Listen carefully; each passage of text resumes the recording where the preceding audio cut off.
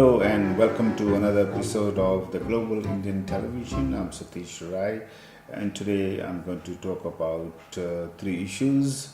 First, the anniversary of the tragedy in Kedarnath in India, which took place in 2013, and then I'm going to briefly talk about the Festival of Chariots, the Jagannath Rath Yatra, which is going to take place in Liverpool on 29th of this month, and then I'm going to discuss some thoughts on the election 2014 in Fiji.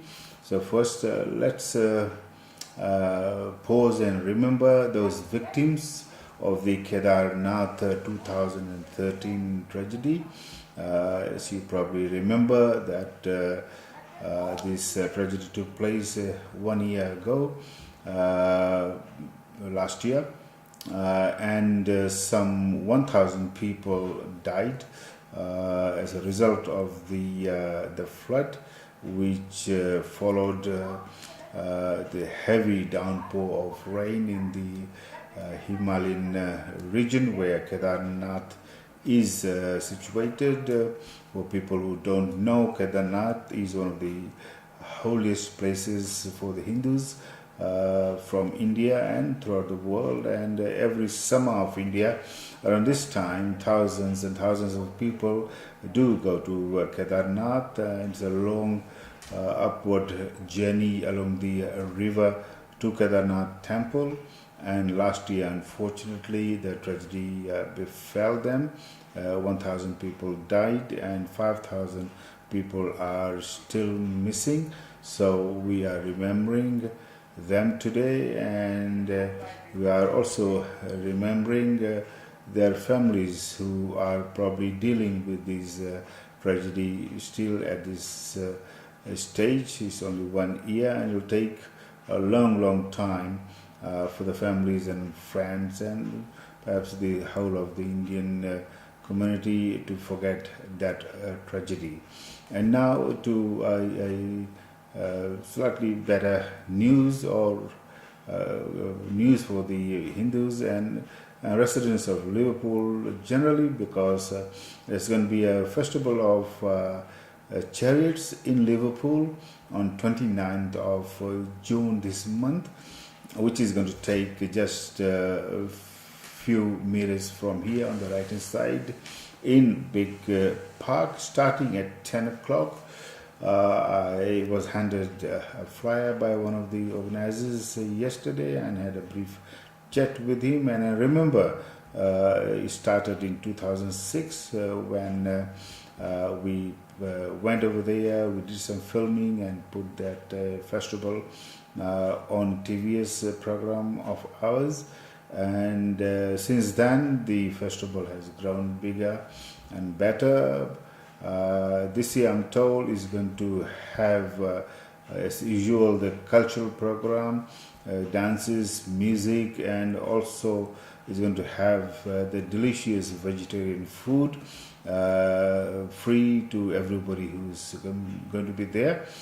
10 o'clock, the Rath Yatra, the chariot tour will begin from Big Park along the main streets of Liverpool, and finally return to Big Park, where I think more entertainment, more music, and vegetarian food will follow. I will try to get one of the organizers to come and speak to us here at Studio Rai Vision and tell you a bit more about the Festival of Chariots happening right here in Liverpool.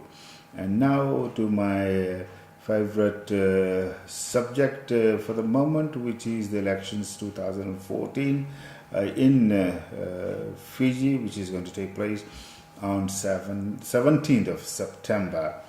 And now, 3 years away from it, statements are already been made by leaders of some of the parties. As you know, there are 5 parties at the moment registered to participate in the elections, and the leader of the National Federation Party, Professor Biman Prasad, has made an address a few days ago at the Grand Pacific Hotel, and a copy of that address was forwarded to me, and I had to look at it.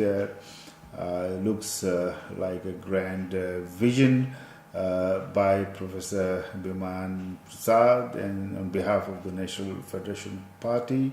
But there are some issues which I had about the address. The glaring was the neglect of mentioning what the vision NFP and Professor Biman has for the Indian and the Indo-Fijian community, because in the address nowhere it was mentioned. The Indo-Fijian community was not mentioned, especially when Aithoki community was mentioned and other aspects were mentioned. So I did write to Professor Biman, and he responded that in his vision to create a New Zealand type of economy and lifestyle in Fiji, Indo-Fijians will be included as well.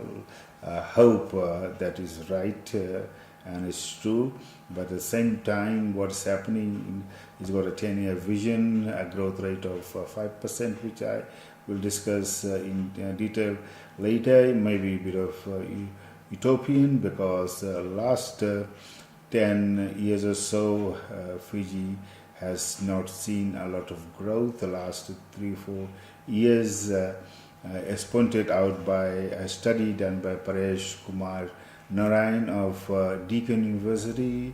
It's a very detailed research which has been put out on the internet as a draft paper. A lot of useful information over there. I'm going to talk more about that. But briefly, according to Mr. Narayan, the economic decline of Fiji started with the coup of 1987. Before then, Fiji enjoyed as much as 10% growth for a number of years, and then after the coup, when the economy went into negative, and it stayed, it went down to negative for a number of years, and most of the time, except in 2000 during the Chaudhry government, it went up to about 7-8%, but most of the time it was below 5%. A lot of years it was in negative growth, and since 2000 it has been below 3%, and after 2006 to 2009 it has been even worse. So achieving 5% growth within 15 years or so, which Professor Biman talks about, is a huge task, because as I stated somewhere else, that the coup culture in Fiji is not going to end anytime soon. I will discuss that in detail, why I think, why there are indications that the coup culture has not disappeared at all. There are people who think that there will be another coup in Fiji sooner or later. So realizing that and taking that into account, is 5% growth in Fiji is bucking the trend, or if anybody can do it, I think Professor Biman with his economic background perhaps can, but that remains to be seen. There are also some candidates' names have been released, and I'm not surprised to say that I feel that this year again the voting and the election will be contested along the racial lines, and the number of two parties have released their candidates, not all of them. The National Federation Party has released I think 18 candidates, and you see most of the candidates of NFP are Indo-Fijians. I think 5 of them are Itakis, the native Fijians, and on the other side, SADALPA has released about 38, I think, but somewhere it has been stated 40. I've analyzed that, even in 38.